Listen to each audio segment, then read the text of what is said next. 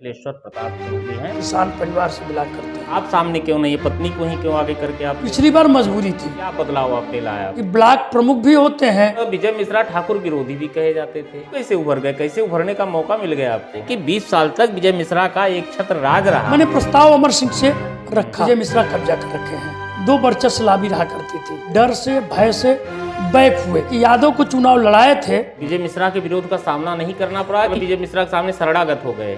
उनका प्रत्याशी जब मैदान छोड़ के भाग गया, क्षत्रिय जात का था, समाजवादी पार्टी की सरकार थी, विजय मिश्रा की सहमति हो। क्या ऐसा विकास कार्य किया कि जो है जनता ऐसा कोई कार्य नहीं किए।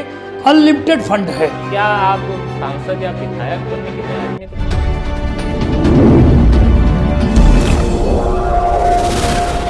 अपने बारे में कुछ बताएं। शुरुआत में जब आपकी शिक्षा दीक्षा कहाँ से हुई, कहाँ से शुरुआत हुई?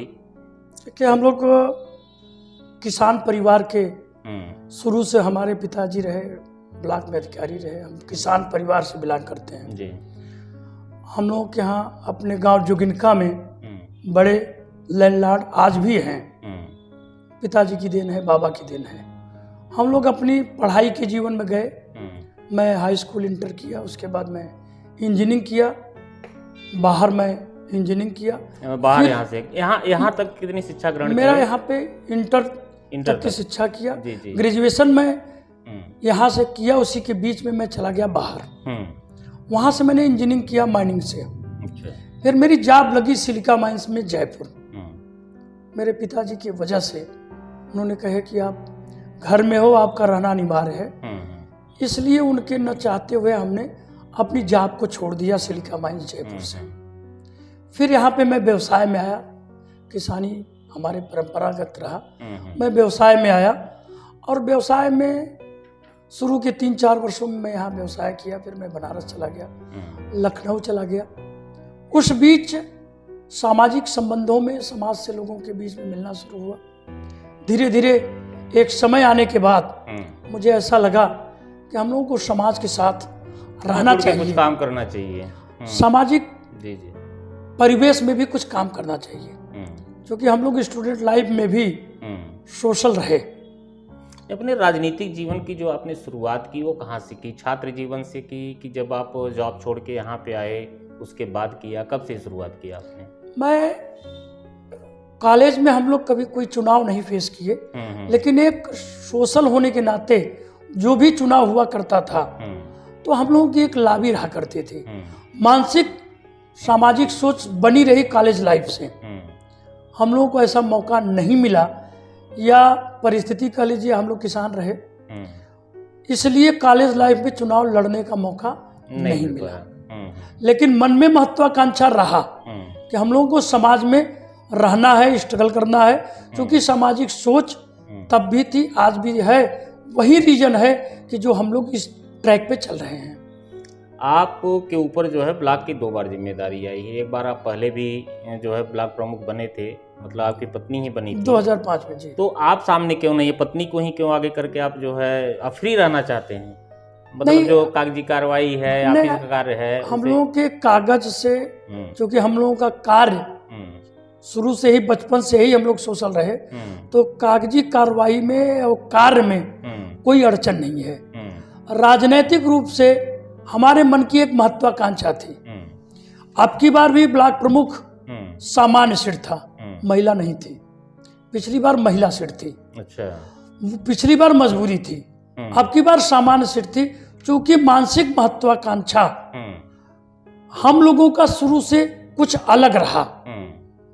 कुछ परिस्थितियां ऐसी थी, क्योंकि हमारे साथ कोरोना में एक दुर्घटना हुआ, जिसमें बच्चे की एक ट्रेजेडी हुई, जिसकी वजह से, नहीं तो पत्नी जो हमारी अब की बार निर्विरोध ब्लॉक प्रमुख भारतीय जनता पार्टी से बनी, तो ये सामान्य सीट थी। क्योंकि मानसिक रूप से एक वर्किंग था, वो परिस्थिति कह लीजिए या प्रभु की इच्छा कह लीजिए, वो चीज़ नहीं हो पाया। ब्लॉक प्रमुख बने आप, जो है आपके ऊपर जो है ज्ञानपुर ब्लॉक की पूरी जिम्मेदारी, क्या बदलाव? उससे पहले क्या स्थिति थी और अब क्या स्थिति, क्या बदलाव आपने लाया अपने कार्यकाल में? देखिए, मेरे यहाँ किसी विशेष का वर्चस्व हमेशा रहा, तो हमारे उस 92 गांव सभा में लोगों को ये पता ही नहीं था कि ब्लॉक प्रमुख भी होते हैं और ब्लॉक प्रमुख के द्वारा कार्य भी कराया जाता है। ये लोगों को मालूम ही नहीं था। अभी तक गांव में मालूम न होने का कारण था कि जब ऐसे व्यक्ति प्रतिनिधित्व करते हैं और जमीन पे कुछ करते नहीं हैं तो लोगों का लगाव नहीं था। हम लोग 2005 में नेतृत्व करने का मौका मिला, पत्नी ही थी, लेकिन सारा देख रेख सामाजिक प्रक्रिया में हमें ही फेस करना पड़ता है।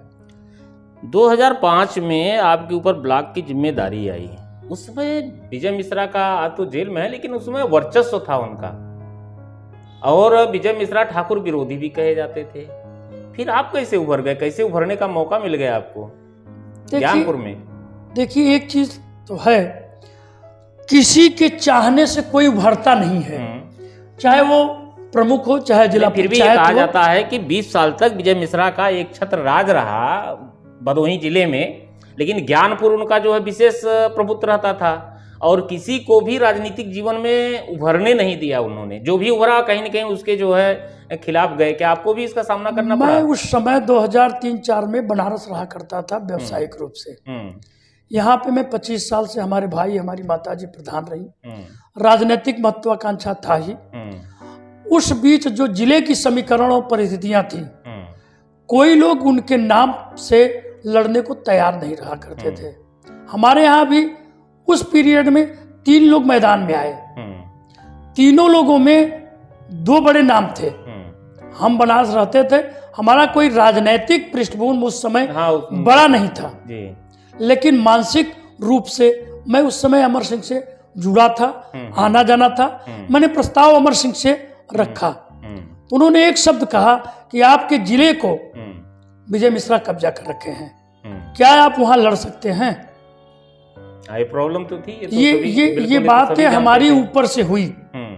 तो कहें कि अगर आप लड़ने में सक्षम हो तो आप अपना प्रयास करिए।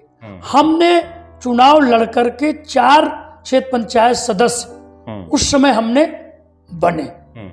फिर जब मैं क्षेत्र पंचायत की चुनाव की बारी आई, तब वहां पर यह समस्या आया। उस समय राम प्यारे सिंह मिनिस्टर थे। ऊपर से हम लोग ने बहुत प्रयास किया, लेकिन कोई ऑथेंटिक व्यक्ति ऐसा नहीं मिला जो ये कहा हो। उसी बीच में हमारे जिले में 2 वर्चस्व लाभी रहा करती थी। मैंने राजेश सिंह को हरा करके क्षेत्र पंचायत सदस्य बना था। वो भी एक जगह से बन गए, हम भी बन गए।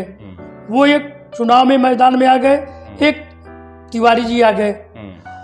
जब 3 लोग मैदान में आ गए, उस पीरियड में विजय मिश्रा का वर्चस्व था। ये निश्चित था कि ये जिनको चाहेंगे वो बनेगा, ऐसा उस पीरियड में चलता था। फिर उन्होंने बीच में जब इंटरफेरेंस किया तो जो यहाँ के वर्चस्व जिसका था, वो लोग उनके डर से, भय से बैक हुए।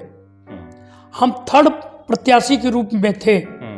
तो चूंकि इसके पहले विजय मिश्रा ने एक यादव को चुनाव लड़ाए थे और यहाँ से जो लोकल दबंग लोग थे उनको हरा दिए, और विजय मिश्रा उस चुनाव में फेल हो गए। आपको विजय मिश्रा के विरोध का सामना नहीं करना पड़ा कि आप मतलब विजय मिश्रा के सामने शरणागत हो गए? क्या मतलब 2 में तो होना चाहिए था, या हमारी विरोध होता है आप शरणागत होते? हमारी लड़ाई त्रिकोण थी। उनका प्रत्याशी जब मैदान छोड़ के भाग गया, अच्छा, तो वर्तमान में बचे प्रबल विरोधी राजेश सिंह। चूंकि वो पिछली बार राजेश सिंह को लड़ा नहीं पाए थे, उसके पहले मेरे इनके संबंध नहीं थे, क्योंकि मैं क्षत्रिय जात का था।